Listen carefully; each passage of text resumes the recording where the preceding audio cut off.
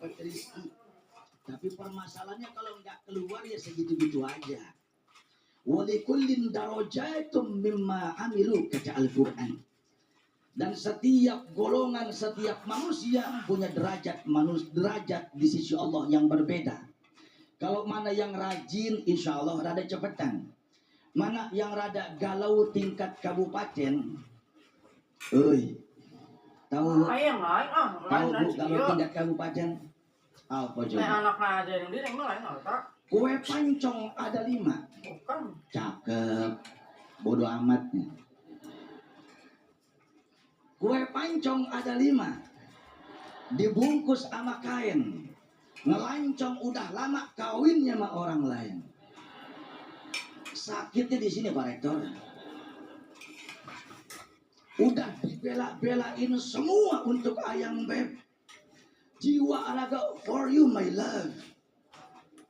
Tega-teganya kau tikung cintaku, tega-teganya kau menduk dari hatiku. Padahal I love you forever. Can you understand? Tahu artinya? Dilarang merokok. Ya Allah, saudara, ini ngomong jodoh rahasia Allah. Dalam konsep pembagian takdir kita, maka jodoh itu masuknya ke dalam rezeki.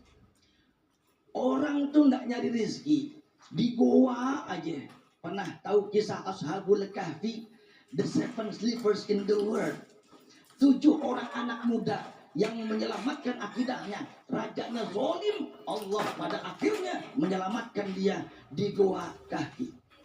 Wasaminuhum kalbuhum, yang ke-8 seekor anjing yang ikut Ashabul Kahfi selamat juga. Singkatnya, Allah berikan mukjizat kepada mereka. 309 tahun anak muda tersebut yang 7 orang di dalam gua tidur, nggak makan,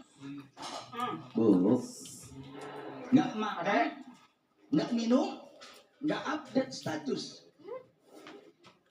309 tahun nggak makan, nggak minum, tapi hidup. Kok bisa? Ketika Allah mengatakan kun fayakun. Yang mustahil bagi manusia tidak mustahil bagi Allah. Permasalahannya kita sudah ditentukan jodoh sama Allah, lah kapan kita gak tahu. Mungkin Pak Rektor istrinya udah ada istri Pak? Salah ngomongnya. Assalamualaikum. Alhamdulillah. Jadi kita gak usah ngukur baju orang lain. Yang terpenting kita diperintahkan oleh syariat usaha, kerja, doa. Jangan wirid aja di goa. Jangan di dalam rumah aja zikir. Jodoh gak bakal datang. Keluar saudara. Wa qul ya'malu fasayarallahu amalakum. Maka bekerjalah, usahalah, Allah akan lihat hasil kerja kalian. Orang kalau maksimal, Allah juga ngerti. Orang kalau kerja saenai dewe, Allah pun paham. Maka Allah akan memberikan sesuai dengan kualitas kemampuan dan kerja kita. Saudara yang saya muliakan, tadi kita dengar Ustaz Ahmad Sofyan membaca satu ayat di dalam surah Yasin. Subhanallazi khalaqal azwaja kullaha mimma tumbitul ardu wa min anfusihim wa mimma la ya'lamun. Maha suci Allah yang menjadikan semuanya berpasangan. Ada malam, ada siang, ada matahari, ada bulan, ada air, ada api. Api itu tempat dan cikal bakal pembuatan jin atau iblis. Makanya orang kalau lagi marah-marah, amarah, masuk perkara embrio daripada iblis atau setan kepada manusia. Nabi memerintahkan kalau lagi marah-marah maka berwudulah. Wudu itu pakai air, karena air mengalahkan daripada api. Jadi kalau kita sepakat air mengarahkan api, ketika istri bapak marah-marah siramin air. Bercanda. Bu, saya diajarin di pesantren sama ngkong saya. Ngerti ngkong nggak ya? Apa coba? Grandfather. Ya turut-turut orang Betawi ya. Lu nanti kalau dakwah, biar masyarakat pada mikir sambil nyengir tanpa merasa kesindir. Lu paham Bu? Jelas Bu? Jelas Bu? Allah ciptakan segala sesuatunya berpasangan, tapi jangan lupa titik beratnya kita sebelum khalaqal azwaja ada kata subhana. Yo, di dalam tafsir Jami'ul Bayan, Al-Imam Ibnu Jarir At-Tabari, Imamul Mufassirin, mengomentari ini ayat.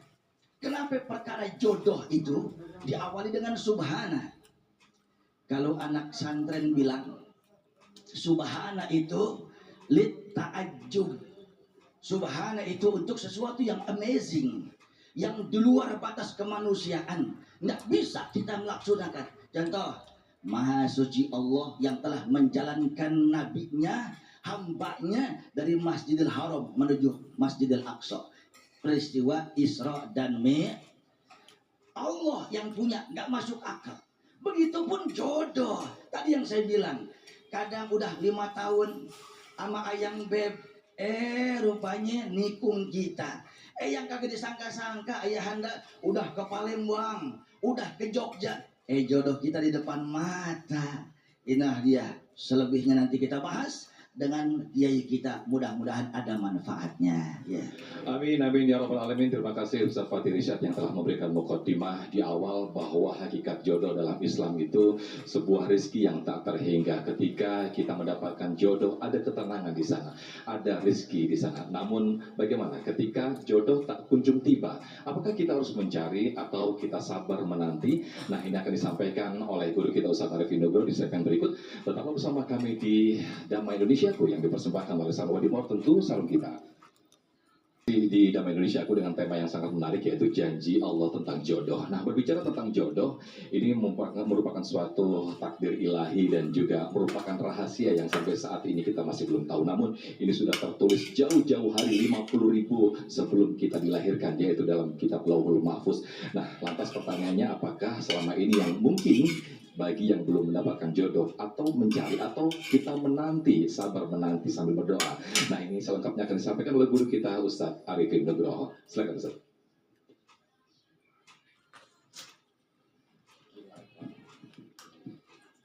Bismillahirrahmanirrahim. Assalamualaikum warahmatullahi wabarakatuh. Alhamdulillah wassalatu wassalamu ala Rasulillah ya ma ba'd. Rabbi shrah li sadri wa yassir li amri wahlul 'uqdatam min lisani yafqahu qawli. Allahumma 'allimna ma yanfa'una wanfa'na bima 'allamtana. Allahumma hdina wahdi bina waj'alna sababan wa sabilan liman ihtada. Segala puji hanya bagi Allah. Salawat dan salam semoga senantiasa tercurah kepada junjungan kita Nabi besar Muhammad sallallahu alaihi wasallam.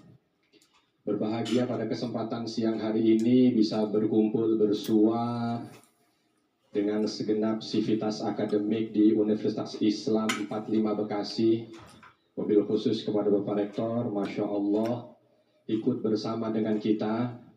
Begitu juga dengan jajaran para petinggi kampus, beserta dengan sahabat-sahabat mungkin mahasiswa dan mahasiswi. Dan kita tadi juga sudah mendengarkan yang disampaikan oleh guru kita bersama Ustadz Fatih. Insya Allah saya diminta untuk menjawab itu.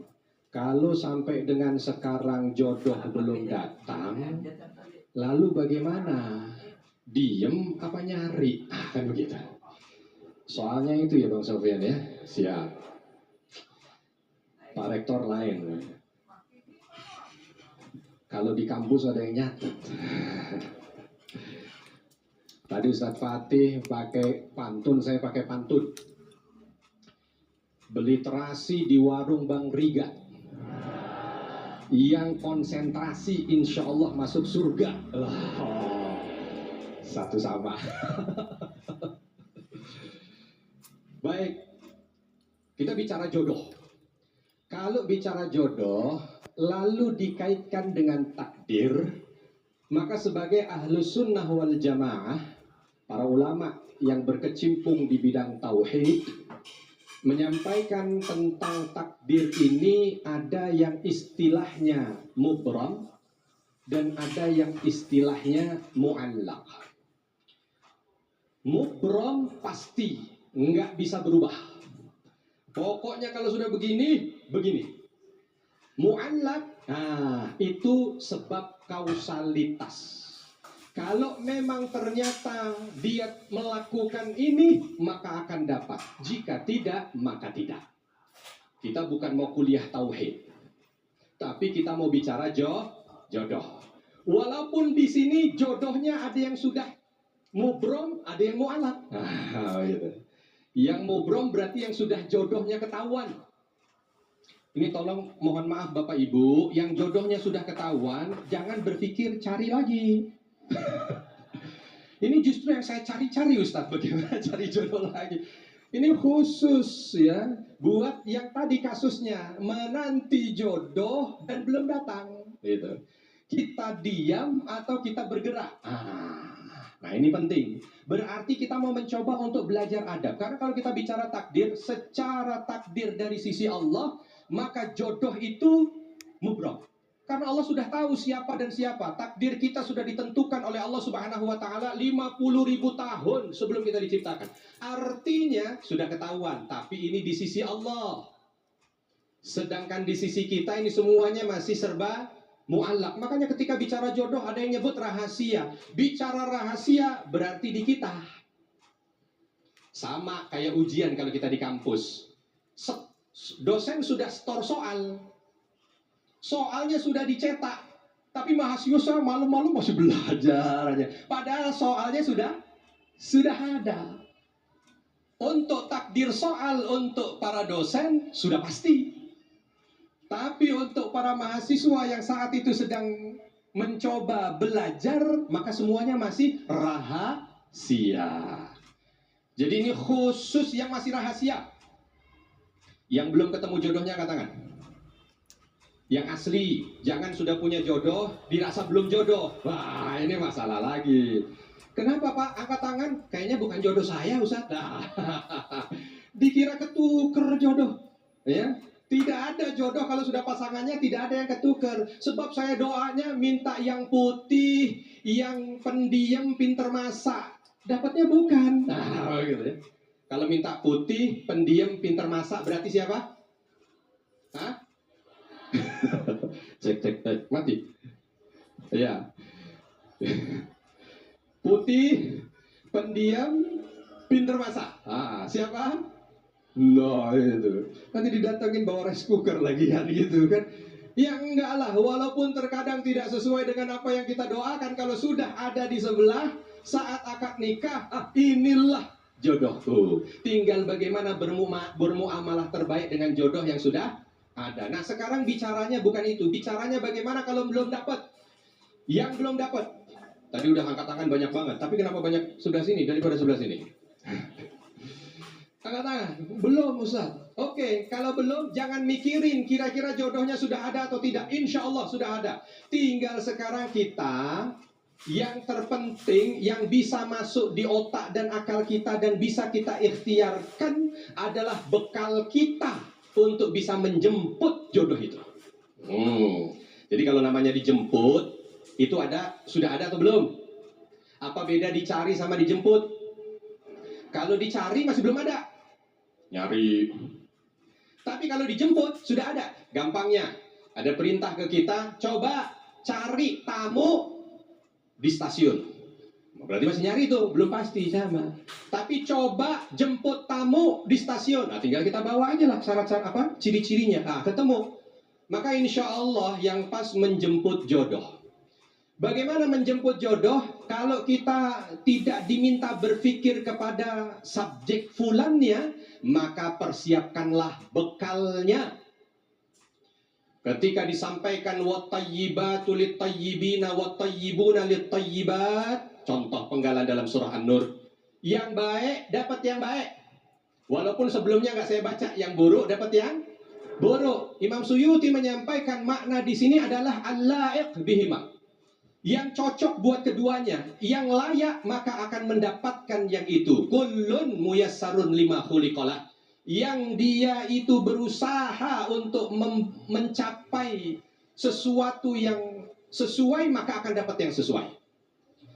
Jadi kalau ditanya sekarang, tadi yang mohon maaf Pak Rektor, yang banyak tanya, yang banyak angkat tangan di sini. Saya tanya, berarti mau dapat, mana ini kok yang ketujuh ibu-ibu kayaknya mau mama. Kira-kira yang belum dapat jodoh, mau yang sabar apa pemarah? Mau yang dermawan apa pelit? Mau yang ganteng apa cantik? Yang soleh apa ahli maksiat? Yang kaya apa miskin? Memang susah, Pak. Standarnya passing grade-nya itu tinggi gitu. Hati. Sudah sebutin aja dulu. Kira-kira apa yang mau kita dapat? Ini. Begitu ditulis 57 yang kita harap. Kosongin sebelahnya, kosongin. Terus kita bikin pertanyaan. Saya sudah begini belum ya? Minta yang soleh. Ya, sholat bolong-bolong. Treng. Ya. Minta yang kaya. Begitu kita bilang, kita pekerja keras nggak?